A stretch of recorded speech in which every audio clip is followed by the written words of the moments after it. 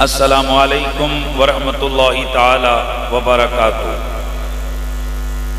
اہل بیت اطہار کی محبت عین ایمان ہے اور اہل بیت کا بغض کفر و نفاق ہے۔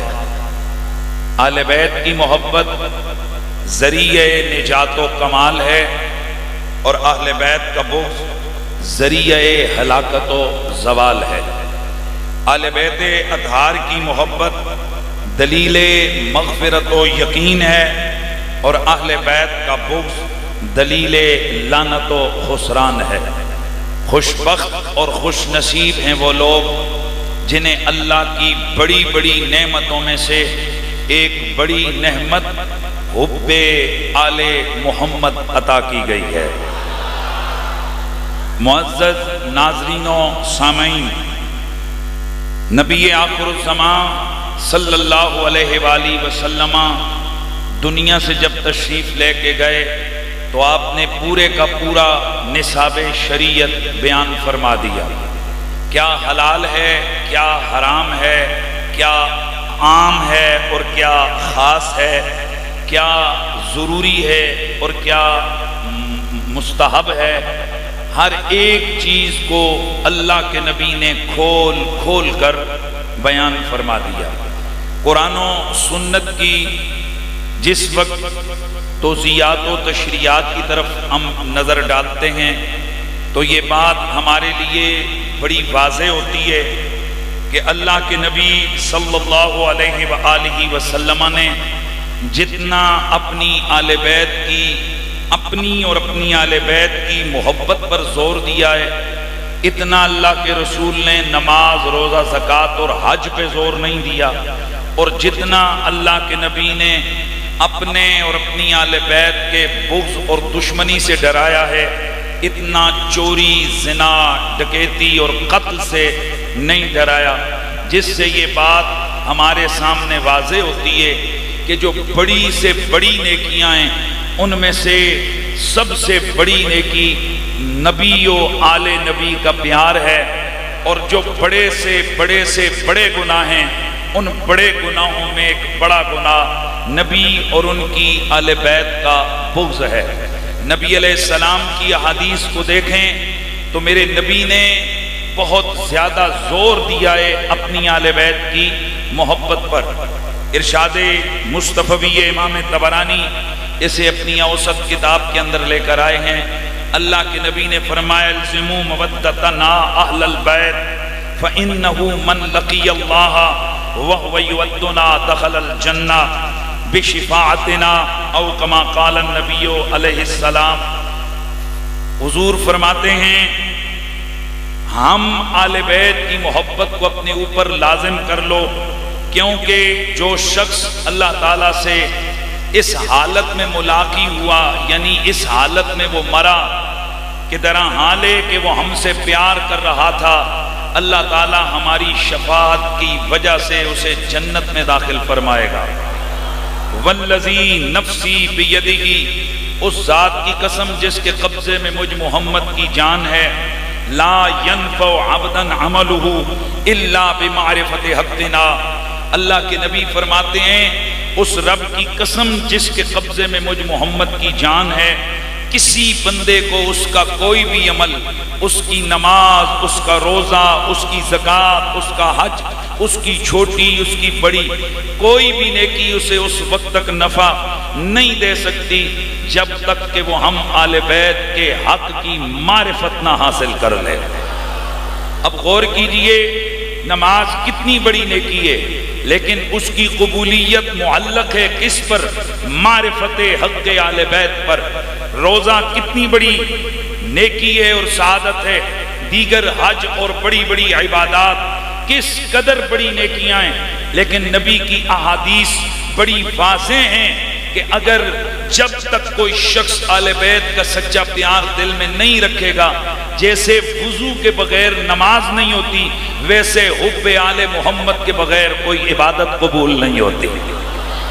اسی لیے تو پھر ہم کہتے ہیں کہ جسے مل گیا کملی والے کا دامن، اسے دو جہاں کا خزانہ ملا ہے، بھلا باغ جنت کو وہ کیا کرے گا، مدینے میں جس کو ٹھکانہ ملا ہے۔ اذانیں دیے جا، نمازیں پڑھے جا، شب و روز سجدوں پہ سجدے کیے جا، سجدے کیے جا، اذانیں اسی کی، نمازیں اسی کی، جسے پنجتن کا گھرانہ ملا ہے، اذانیں اسی کی، نمازیں اسی کی، جسے پنجتن کا۔ میرے پیارے نبی کی سیدی سے امام ترمذی سے لے کر آئے گے الاحادیث المختارہ کے اندر امام ضیاء الدین مقدسی نے اس حدیث کی تخریج فرمائی ہے۔ میرے نبی نے فرمایا احب اللہ لما یغدوکم من نعمہ، اللہ سے پیار کرو کیونکہ وہ تمہیں اپنی نعمتیں کھلاتا ہے، وَأَحِبُّونِي لِحُبِّ اللَّهِ، مجھ سے پیار کرو کیونکہ میں اللہ کا محبوب ہوں، وَأَحِبُّ أَهْلَ بَيْتِي لِحُبِّي، اور میری اہل بیت سے پیار کرو کیونکہ وہ میرے محبوب ہیں۔ اللہ کے نبی کی ایک اور حدیث ہے، امام بیہقی اس حدیث کو لے کر آئیں گے۔ میرے نبی نے فرمایا لا یؤمن عبد حتی اکون احب الیہ من نفسہ وتکون عطرتی احب الیہ من عطرتہ ویکون اہل بیتی احب الیہ من اہل بیتہ وتکون ذاتی احب الیہ من ذاتہ۔ اللہ کا نبی فرماتے ہیں اس وقت تک کوئی بندہ مومن ہو ہی نہیں سکتا جب تک کہ وہ اپنی جان سے زیادہ مجھ سے پیار نہ کر لے، اور میری اولاد اسے اپنی اولاد سے زیادہ پیاری نہ ہو جائے، اور میری اہل بیت اسے اپنے گھر والوں سے زیادہ پیارے نہ ہو جائیں، اور میری ذات اسے اپنی ذات سے زیادہ پیاری نہ ہو جائے، اس وقت تک کوئی بندہ مومن کامل ہو ہی نہیں سکتا۔ اور دوسری جگہ تو میرے نبی نے اختتام کر دیا، میرا نبی فرماتے ہیں واللہ لا يدخل قلب الرجل الایمان حتی یحبهم للہ ولقرابتی۔ امام بیہقی شیخ الایمان میں یہ حدیث لے کر آئیں گے، امام طبرانی یہ روایت لے کر آئیں گے۔ میرے نبی نے فرمایا اللہ کی قسم میں، اللہ کی قسم میں کسی بندے کے دل میں اس وقت تک ایمان داخل ہی نہیں ہو سکتا جب تک کہ وہ میرے اہل بیت کے ساتھ میری قرابت کی وجہ سے پیار نہیں کر لیتا۔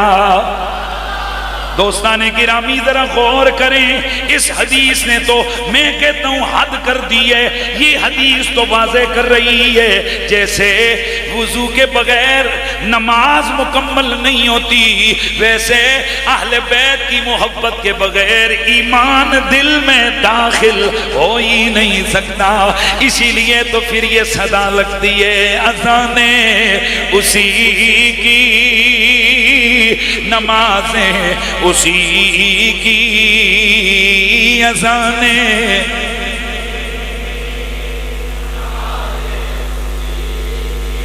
جسے پنجتن کا گھرانہ ملا، اذانیں دیے جا،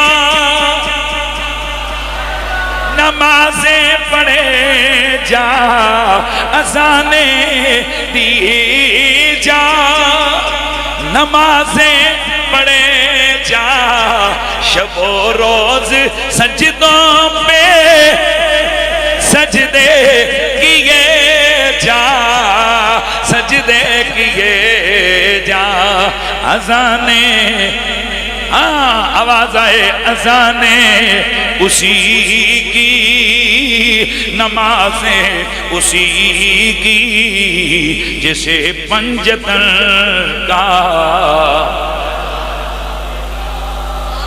دوستان گرامی، میرے نبی مکرم نے اپنی آل بیت کی محبت پر، ان کی قربت پر، ان سے تعلق و رشتہ جوڑنے پر کس قدر زور دیا ہے۔ 1.25 لاکھ صحابہ کا مجمع ہے۔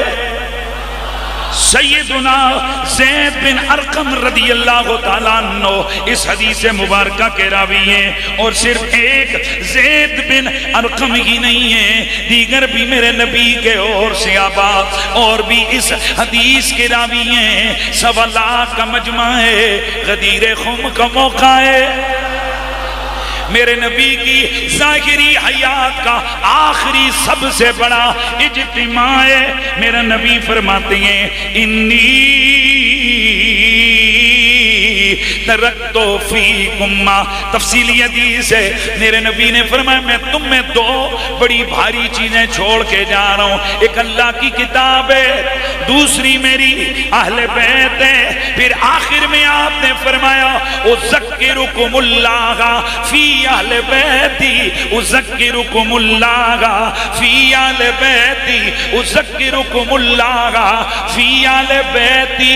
3 بار نبی کے یاروں کے سامنے میرا نبی یہ فرمان ہے، اور میں تمہیں اپنی آل کے معاملے میں اللہ سے ڈرا کے جا رہا ہوں، میں تمہیں اپنی آل کے معاملے میں اللہ کو یاد دلاتا ہوں۔ اور سنو یہ حدیث امام ابن حبان نے اپنی صحیح میں ذکر کی ہے، امام مسلم بھی حدیث لے کر آئیں گے، امام احمد بن حنبل مسند میں لے کر آئیں گے، صحیح ابن خزیمہ میں یہ روایت موجود ہے، بیہقی کے اندر موجود ہے، دیگر اہل سنت کی 50 سے زیادہ حدیث کی عمدہ اور بڑی کتابوں میں یہ حدیث موجود ہے۔ اور پھر ذرا سنیے آگے میرے نبی نے ایک اور اسی طرح کی روایت ہے، ترمذی کی روایت ہے، میرے نبی نے اس میں فرمایا انی تارکن فیکم ما ان تمسکتم بہ لم تضلوا بعدی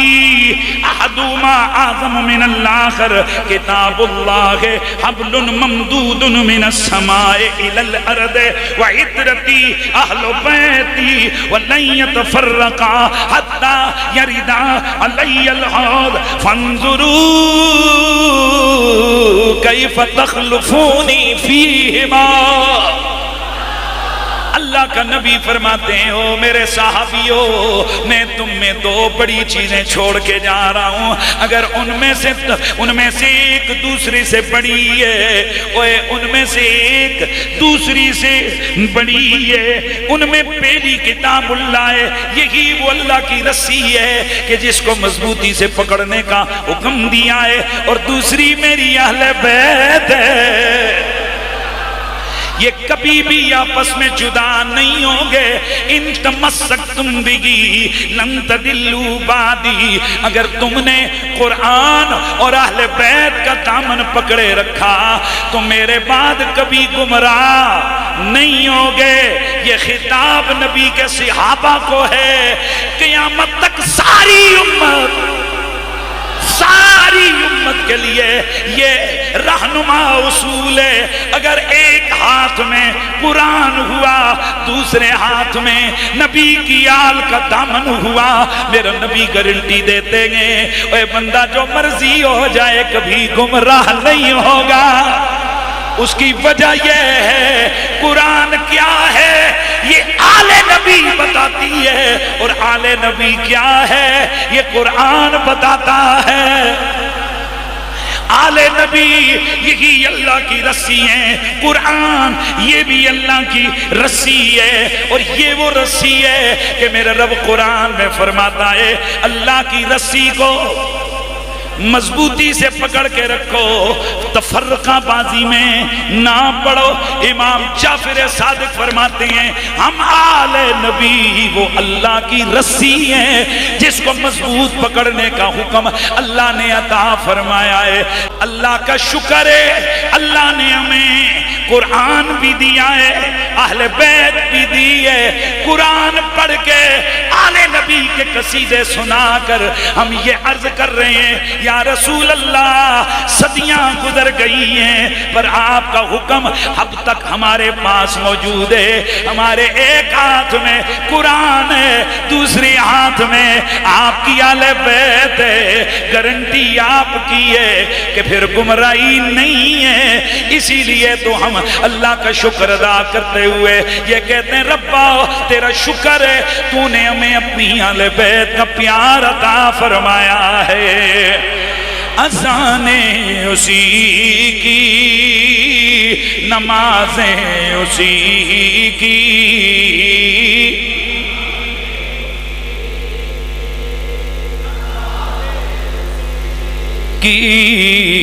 جسے پنجتن کا،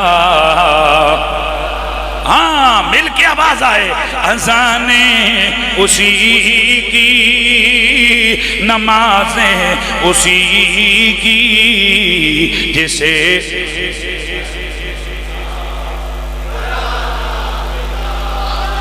اذانیں دیے جا، نمازیں پڑھے جا، شب و روز سجدہ پہ سجدے۔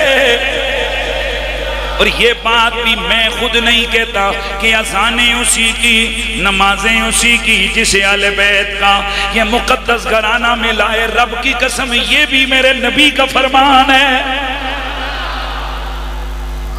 سنیے جس طرح میرے نبی نے اپنی آل بیت کی محبت پہ زور دیا، اسی طرح اللہ کے نبی نے اپنی آل بیت کے بغض سے روکائے۔ میرا نبی فرماتے ہیں والذی نفسی، مسند بزار کی روایت ہے، والذی نفسی بیدہی لا یبغضنا اہل البیت احد الا اکبہ اللہ فی النار۔ اور جس رب کے قبضے میں میری جان ہے اس کی قسم میں جو بھی بندہ ہم آل بیت سے بغض رکھے گا، ہم آل بیت سے بغض، بھئی ہوش میں ہو سارے، ہم آل بیت سے بغض رکھے گا، یہ نہیں فرمایا ہم نبیوں سے بغض رکھے گا، فرمایا ہم آل بیت سے بغض رکھے گا، اکبہ اللہ فی النار، اللہ اسے اوندا منہ کر کے جہنم میں ڈالے گا۔ والذی نفسی بیدہی لا یبغضنا اہل البیت احد الا ادخلہ اللہ النار۔ صحیح ابن حبان کے یہ لفظیں مستدرک الحاکم میں، مستدرک الصحیحین للحاکم میں، سیر اعلام النبلاء میں یہ لفظ موجود ہیں۔ میرے نبی نے فرمایا اس ذات کی قسم جس کے قبضے میں میری جان ہے، جو بھی کوئی بندہ ہم آل بیت سے بغض رکھے گا اللہ اسے جہنم میں داخل فرمائے گا۔ اب اگلی روایت سنیے، طبرانی میں موجود ہے، میرے نبی نے فرمایا من ابغضنا اہل البیت حشرہ اللہ یوم القیامت یہودیا۔ میرا نبی فرماتے ہیں اور جس کسی نے بھی ہم اہل بیت سے بغض کیا قیامت کو اللہ اسے یہودی کر کے اٹھائے گا، اللہ اسے یہودی کر کے اٹھائے گا۔ فقلتو، صحابی کہتے ہیں یا رسول اللہ، میں نے عرض کی ہے اللہ کے نبی ان ساما و صلی، حضور اگرچہ وہ نماز پڑھتا ہو روزے بھی رکھتا ہو، اللہ کے نبی نے فرمایا وَإِن صَامَ وَصَلَّى وَزَعَمَ أَنَّهُ مُسْلِمٌ، وہ اگرچہ نماز پڑھتا ہو روزہ بھی رکھتا ہو اور اس کو یہ گمان ہو ہم تو مسلمان ہوتے ہیں، میں مسلمان ہوں، یہ اس کو گمان یہ بھی کیوں نہ ہو، لیکن سن لو جس کے دل میں میری آل بیت کا بغض ہوگا وہ یہودیوں کے ساتھ اٹھے گا، یہودی بنا کے اٹھایا جائے گا۔ اب ذرا صاحب لگائیے آل بیت کا پیار کتنا ضروری ہے۔ اب یہاں میں ایک آپ سے سوال پوچھنا چاہتا ہوں، میرے نبی پاک صلی اللہ علیہ وآلہ وسلم نے جیسے پیچھے میں حدیثیں بیان کی من احب نال البیت، اور یہاں فرمایا من ابغض نا آل البیت، پچھلی حدیثیں جو پہلے میں نے بیان کی محبت کے اہمیت کے حوالے سے، ان میں ہے کہ جس نے ہم آل بیت سے پیار کیا، اور یہ جو حدیثیں اس میں جس نے ہم آل بیت سے بغض رکھا۔ اب آپ نے کبھی غور کیا، اور ابھی غور کر لے نہیں کیا تو بھائی حضور اور ہیں اور آل بیت اور ہے، جیسے صحابہ اور ہیں، حضور اور ہے، امت بولتے جاؤ نا، امت اور ہے اور حضور اور ہے۔ حضور نے کہیں بھی نہیں فرمایا جس نے ہم امت سے یہ کیا، حضور نے یہ بھی نہیں فرمایا جس نے ہم صحابہ سے یہ کیا، کیونکہ صحابہ اور ہیں اور حضور اور ہیں۔ لیکن جب آل کا مسئلہ ہے فرمایا جس نے ہم آل بیت سے یہ کیا۔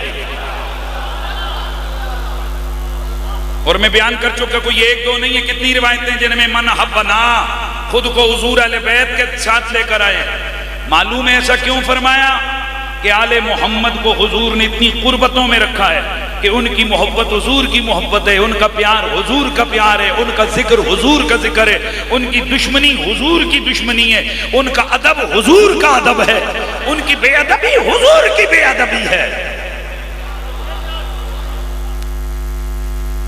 اور میں اکثر ایک جملہ کہا کرتا ہوں، ایک پلڑے پہ پوری کائنات رکھ دی جائے، دوسرے پلڑے پہ آپ کیا کیا رکھیں گے؟ ویسے چلو آپ ایک سوچتے ہیں، ذرا خیال کرتے ہیں، غور کریں ذرا، اہل بیت کا جو پلڑا ہے وہ پلڑا ویسے کتنا بھاری ہوگا؟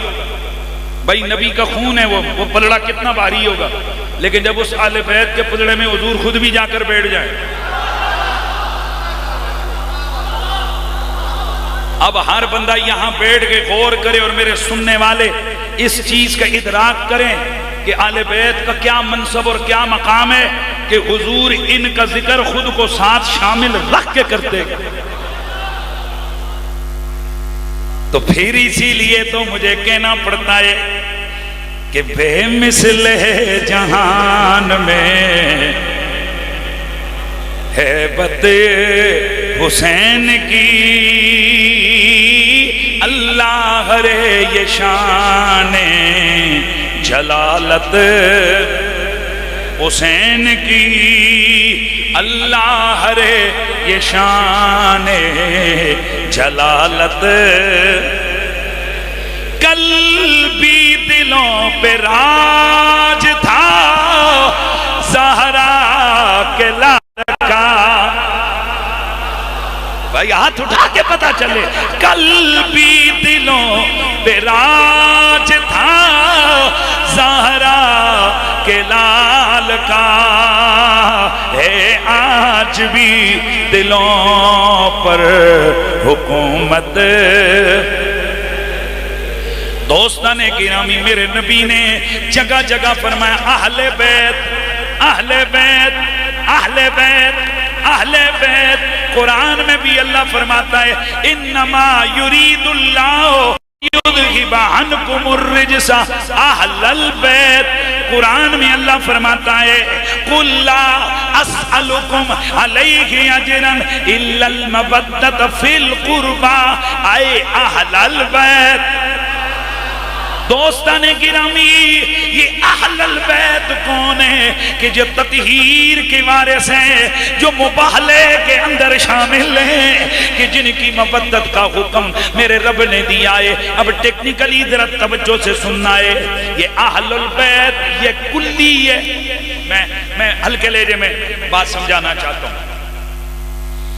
مسلمون یعنی مسلم، یہ جو ہے نا یہ کلی ہے، اور اس کلی کے اندر حضرت ابو بکر صدیق سے لے کر صبح قیامت تک تمام مسلمان داخل ہیں۔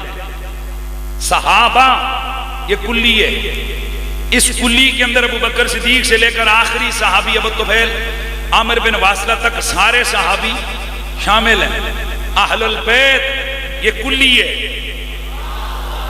اس اہل البیت کے اندر میرے نبی کے سارے قرابت دار شامل ہیں، لیکن جیسے صحابہ کا لفظ بولا جائے تو ٹاپ آف دا لسٹ پہلے صحابہ مراد کون ہوتے ہیں؟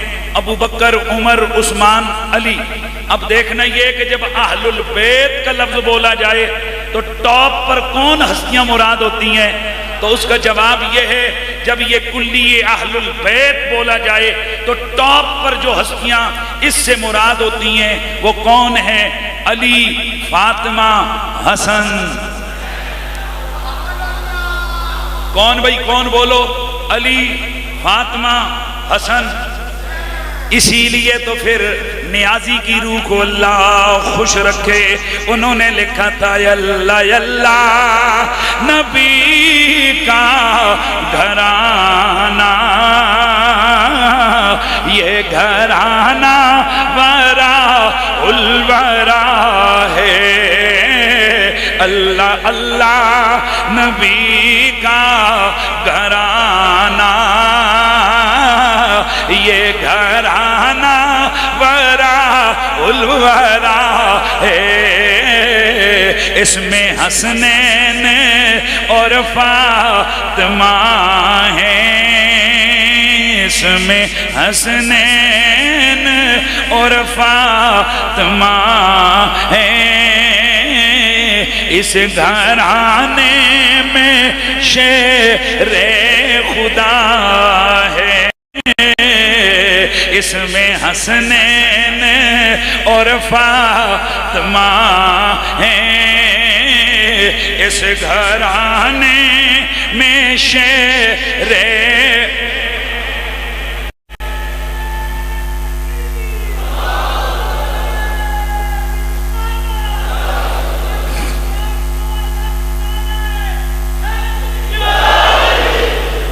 نبی کی اہل بیت میں یہ چار ہستیاں خصوصی طور پر شامل ہیں، یعنی جب اہل البیت بولا جائے تو سب سے پہلے دماغ میں جو چیز آتی ہے یا آنی چاہیے وہ کون ہے؟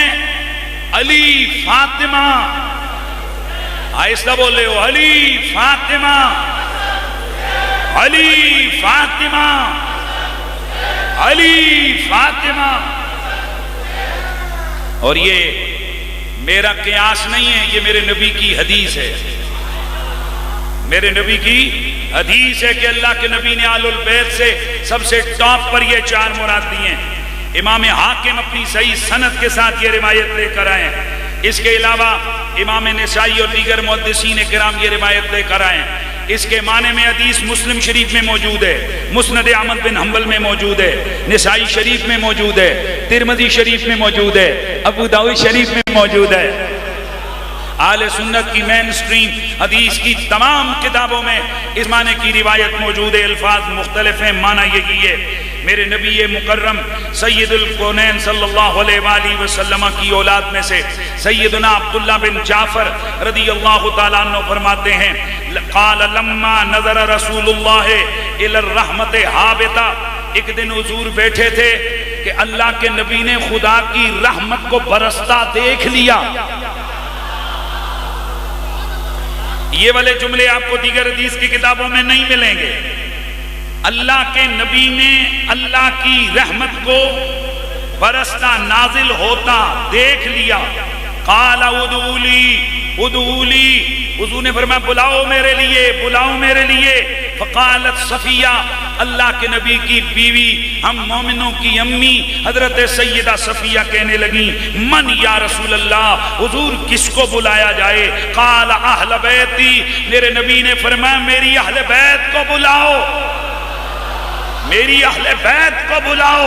پھر اللہ کے نبی نے خود تشریح کی، میری مراد کون ہے؟ فرمایا علی و فاطمہ و حسن و حسین، وفی روایت علی و فاطمہ والحسن والحسین فجیء بہم، ان کو لایا گیا چار کو، کس کس کو؟ علی، علی، فاطمہ، حسن، حسین، فَأَلْقَى عَلَيْهِمُ النَّبِيُّ كِسَاهُ، اللہ کے نبی نے انہیں سامنے بٹھایا، ان پر اپنی چادر ڈالی، ثُمَّ رَفَعَ يَدَيْهِ، چادر ان پر ہاتھ اٹھ گئے نبی کے، فَقَالَ، دعا فرمائی، اللہم ہؤلاء آلی، یا اللہ یہ ہے میری خصوصی آل، فَصَلِّ عَلَى مُحَمَّدٍ وَعَلَى مُحَمَّدٍ، یا اللہ درود بھیج محمد پہ، آل محمد پہ۔ انزل اللہ، اللہ نے جبریل کو قرآن کی آیت دے کر بھیج دیا، انما یرید اللہ لیذھب عنکم الرجس اہل البیت ویطہرکم تطہیرا۔ ارے اہل بیت میں اور بھی ہستیاں ہیں، پر جب لفظ اہل بیت بولا جائے ٹاپ پہ جو مراد ہوتے ہیں علی۔ اسی لیے تو پھر صدا لگتی ہے اس میں حسنین اور فاطمہ ہے، اس میں حسنین فاطمہ ہے، اس گھرانے میں شہ خدا ہے۔ کعبہ عشق کا ہوں میں نمازی، میں ہوں ان کی عنایت پہ راضی، میری تربت پہ یہ لکھنا نیازی، میری تربت پہ یہ لکھنا نیازی کہ یہ پنجتن کا یہ ادنا گدا ہے۔ ہاتھ اٹھاؤ اور پوری مسجد، پورا اجتماع کا مجمع صدا لگنی چاہیے، اس میں حسنین اور فاطمہ ہیں، بولو اس میں، بولیے بولیے، اس میں حسنین اور فاطمہ ہیں، اس گھرانے میں شیر خدا ہے، اس میں حسنین۔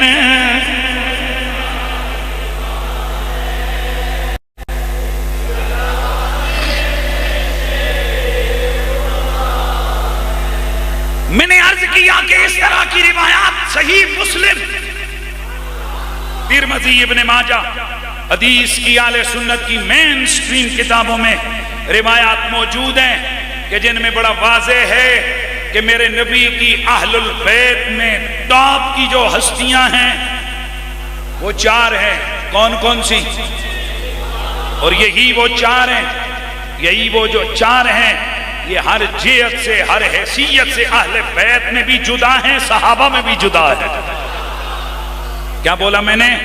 یہ 4 ہستیاں اہل بیت میں بھی جدا ہیں اور صحابہ میں بھی جدا ہیں۔ صحابہ میں بھی یہ وراء الورا ہیں، اہل بیت میں بھی یہ وراء الورا ہیں۔ ان میں سے بہت ساری ایسی شانیں پائی جاتی ہیں ان میں کہ جو کسی اور میں پائی نہیں جاتی ہیں۔ ذرا کون ہے؟ بولیے بولیے ذرا کون ہے؟ علی، فاطمہ، حسن، بولیے علی، حسین۔ کتنے خصوصی ہیں جی؟ یہ 4 لوگ خصوصی ہیں، اور ان 4 میں سے پھر 2 لوگ اور خصوصی ہیں، اور آج انہی دونوں کا ذکر ہے۔ محرم الحرام آتا ہے تو ہر ایک زبان پر حسین حسین حسین جاری ہو جاتا ہے۔ اور یاد رکھیے، جیسے محمد الرسول اللہ امت کے کسی ایک طبقے کے بزرگ نہیں ہیں، محمد الرسول اللہ سے رشتہ امت کے کسی خاص طبقے کا نہیں ہے، بلکہ ہر مومن اور مسلم وہ مومن مسلم ہوگا ہی تب کہ جب وہ محمد الرسول اللہ کو اپنی محبتوں کا قبلہ بنائے گا، حضور کی ذات کو اپنے سے سب تمام کے تمام محبوبوں سے بڑا محبوب سمجھے گا۔ اسی طرح حسین ابن علی ہوں یا حسن مجتبی ہوں، یہ کسی ایک طبقہ امت کے بزرگ نہیں ہیں۔ جس کا رشتہ رسول اللہ سے ہے اس کا رشتہ حسن سے بھی ہے، حسین سے بھی ہے۔ نبی پاک نے مختلف مواقع پر ان دونوں کی محبت کو اپنی محبت میں بند کر دیا، شرط لگا دی کہ میری محبت تب ہی ہوگی جب یہ ان کی محبت ہوگی۔ سنتے جائیے، سبحان اللہ کی آواز آئے۔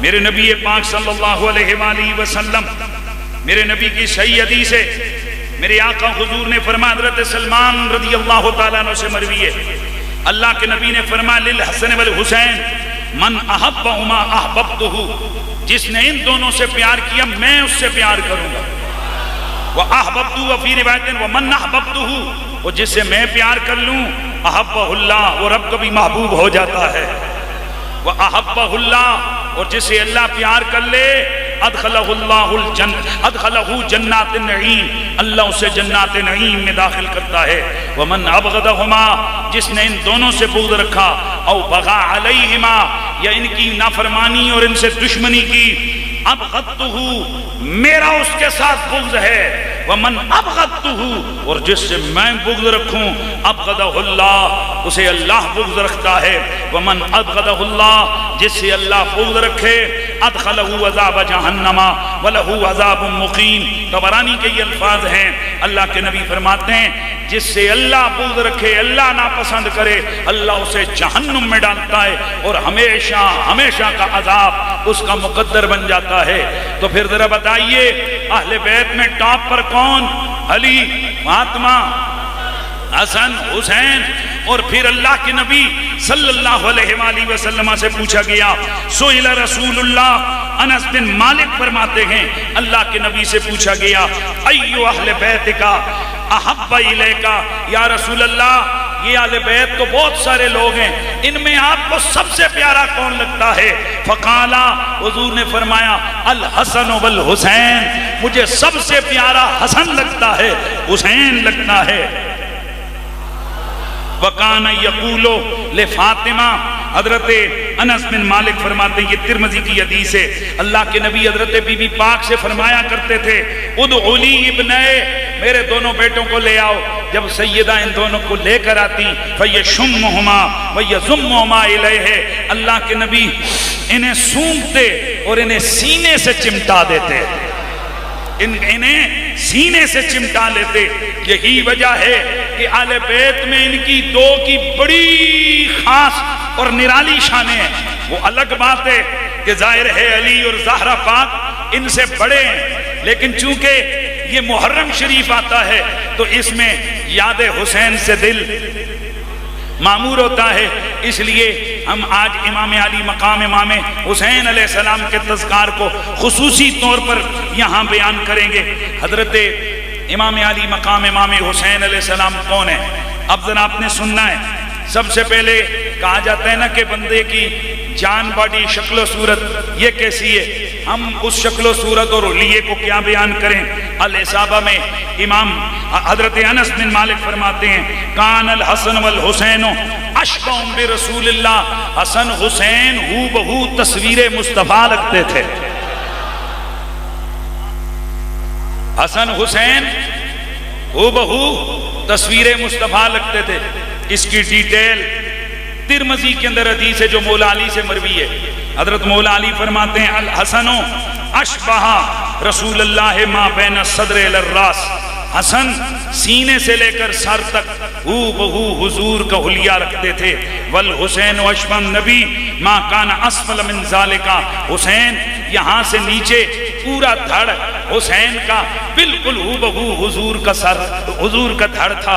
اب کیا سمجھے آپ؟ یہ سمجھے کہ اکیلا سر ہو اور اکیلا سینہ ہو تو بھی باڈی پوری نہیں، اور اکیلا دھڑ ہو سر نہ ہو تو بھی باڈی پوری نہیں، جب دونوں کو ملائیں تو باڈی پوری ہوتی ہے۔ علی کا بتانا یہ تھا کہ حسن حسین ملائیں تو تصویر محمد پوری ہوتی ہے۔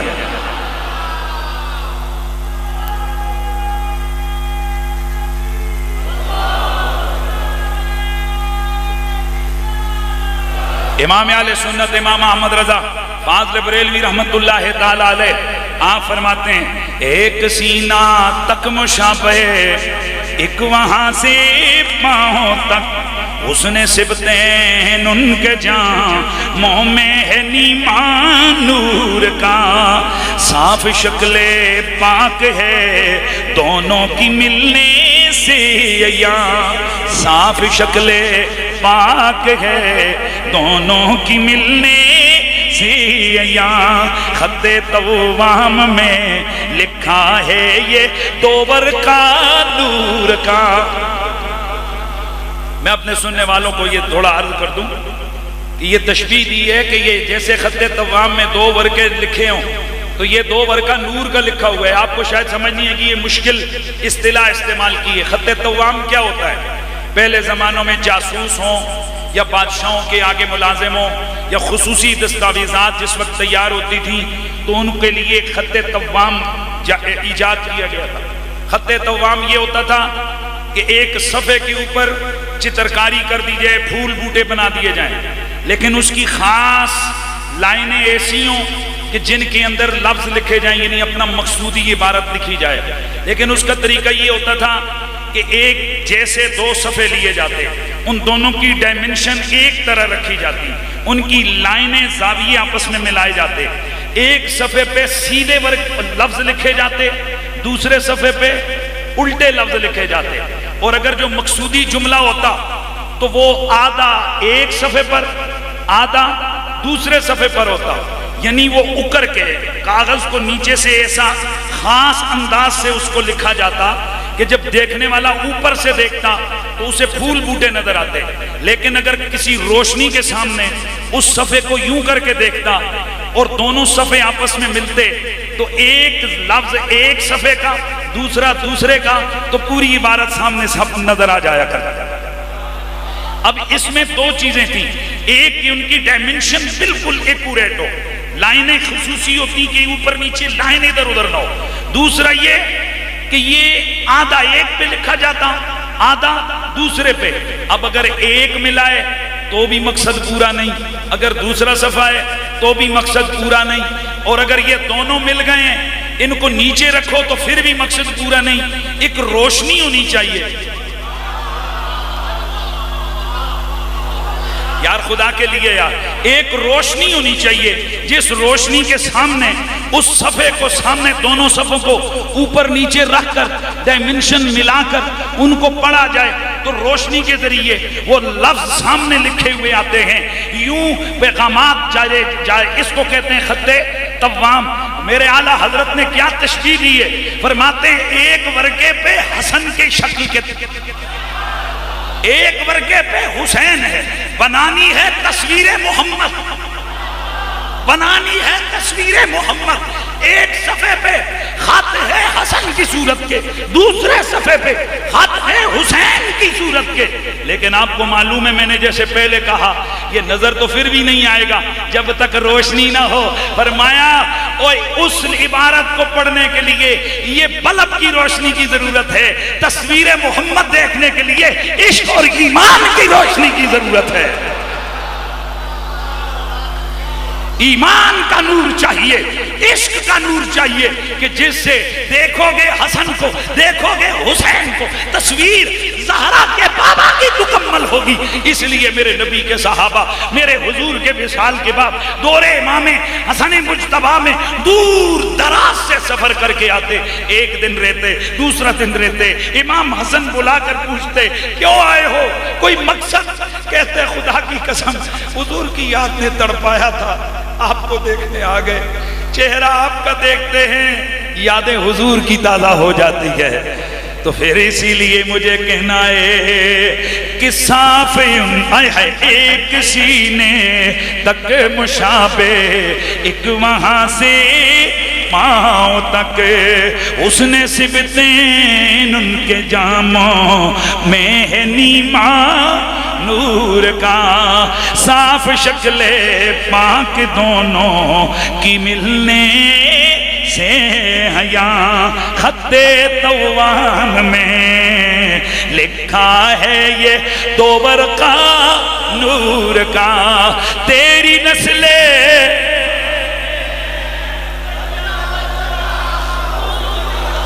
ہاں تیری نسل پاک میں ہے بچہ بچہ نور کا. جڑے چپ بیٹھے ہو کیوں بیٹھے ہو؟ اور تیری نسل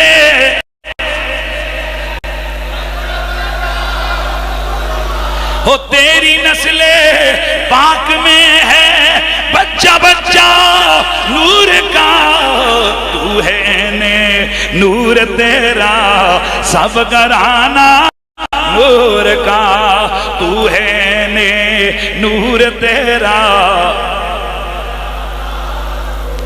وہ کون حسین؟ میرا نبی فرماتے ہیں حسین منی وانا من حسین، حسین مجھ سے میں حسین سے، احب اللہ من احب حسینہ، اللہ کا وہ محبوب ہو گیا جس کا حسین محبوب ہو گیا۔ آئے ہائے ہائے یار، کہیں ہم سوچیں ہماری تعلیمات میں کوئی گڑبڑ تو نہیں ہے؟ ہم لوگوں کو یہ تو بتاتے ہیں بھائیو مسواک مارو اللہ پیار کرے گا، بھائیو بسترے اٹھا کر گھومو پھرو اللہ پیار کرے گا۔ وہ یہ جو صحیح حدیثیں نبی کی ہیں، حضور فرماتے ہیں حسین کو محبوب بناؤ اللہ خود محبوب بنا لے گا۔ یہ حدیثیں ہماری نگاہوں سے پوشیدہ کیوں ہیں؟ حسین سبت من الاسباط، ترمذی کے الفاظ ہیں یہ، حضور فرماتے ہیں حسین سبت ہے اسباط میں سے۔ سبت اس بوٹے کو کہتے ہیں جس کی نیچے سے ایک جڑ ہو اور آگے جا کر ہزاروں ٹہنیاں ہوں۔ حضرت یعقوب علیہ السلام کے 12 بیٹے، ان کو اسباط کہتے ہیں۔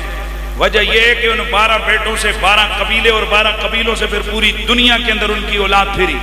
فرمایا ادھر 12 بیٹے مل کر پوری دنیا میں اولاد، ادھر اکیلا حسین ہوگا پوری دنیا میں اولاد۔ سبت من الاسباط، حسین سبت ہے اسباط میں سے ایک سبت ہے، میرے بیٹوں میں سے ایک بیٹا ہے، میرے شجرے میں سے جس کے ذریعے سے آگے شجرہ چلے گا وہ ایک شجر اخضر ہے۔ سبحان اللہ کی آواز آ جائے، ایک شجر اخضر ہے۔ اللہ اکبر۔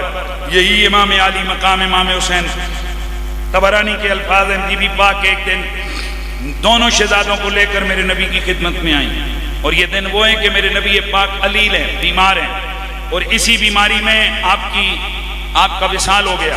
فقالت یا رسول اللہ، بی بی پاک نے 2 بیٹے حاضر کیے، حضور یہ ہاذان ابنا کا، یہ آپ کے بیٹے ہیں، ابنایا نہیں فرمایا، حضور یہ آپ کے بیٹے لے کے آئی ہوں، فورثہما شیئا، ان کو کچھ تحفہ دیجئے، ان کو کسی چیز کا وارث بنائیے۔ میرے نبی نے فرمایا اما الحسن فلہ ہیبتی وسودی، یہ جو حسن ہے اسے میری ہیبت مل گئی اور میری سرداری مل گئی، واما حسین فلہ جرتی وجودی، یہ میرا حسین ہے اسے میری جرت مل گئی اور میری سخاوت مل گئی۔ وہ کیا جرت اور کیا سخاوت دے کر میرے نبی نے شہزادوں کو رخصت کیا کہ پھر جابر اور ظالم بادشاہ بصورت یزید امت پر مسلط ہوا۔ اللہ کے حراموں کو حلال، اللہ کے حلالوں کو حرام کرنے والا وہ بدبخت، صحابہ کا قاتل، شرابی، بدماش، گندہ ترین گندے وہ افعال جو آج کے دور میں ایک گندے لڑکے کے اندر جو گندے لڑکے، آپ سمجھتے ہو میں نے لفظ لوڑا اور لڑکا بولا ہے، وہ جو گندی عادتیں ہوتی ہیں وہ ساری اس کے اندر، شراب کا رسیا یہ، گندی ہم جنس پرستی کا شوقین یہ، بندروں سے کھیلنے والا یہ، نماز کا تارک یہ، شراب کا رسیا یہ، ہر قسم کی گندی عادت اس میں۔ اور جب یہ حکومت پر آ گیا، خلافت پر متمکن ہو گیا، اب اس نے وہی اپنا گند وہ حکومت کے اندر پھیلانا شروع کیا۔ شراب کی اجازتیں ملنے لگیں، حلالوں کو حرام، حراموں کو حلال کہا جانے لگا، بہن بھائی کی شادی کو جائز قرار دیا جانے لگا، اور اللہ کے حراموں کو حلال اور حلالوں کو حرام کیا جانے لگا۔ تو ایسے میں میرے نبی پاک کی وہ حدیث ہے، میرے آقا نے فرمایا سید الشہداء یوم القیامت حمزہ بن عبد المطلب، قیامت والے دن تمام شہیدوں کا سردار امیر حمزہ ہوں گے، ورجل، اور ایک ایسا بندہ ہوگا قام الی امام جائر، جو ظالم حکمران کے سامنے کھڑا ہو گیا، فامرہ ونہاہ، اور اسے بری باتوں سے روکنے لگا، اچھی باتوں سے اچھی باتوں کا حکم دینے لگا، فقتلہ، تو اس ظالم بادشاہ نے اس کو قتل کر دیا۔ فرمایا سید الشہداء امیر حمزہ بھی ہوں گے اور وہ بندہ بھی ہوگا۔ اب وہ کون ہے کہ جس نے ایک ایسے ظالم اور جابر کے سامنے کھڑے ہو کر کلمہ حق کہا کہ جس کی پاداش میں صرف وہ قتل نہیں ہوا بلکہ پورا خاندان اس کا قتل ہو گیا۔ یقیناً بالیقین اس کیٹیگری میں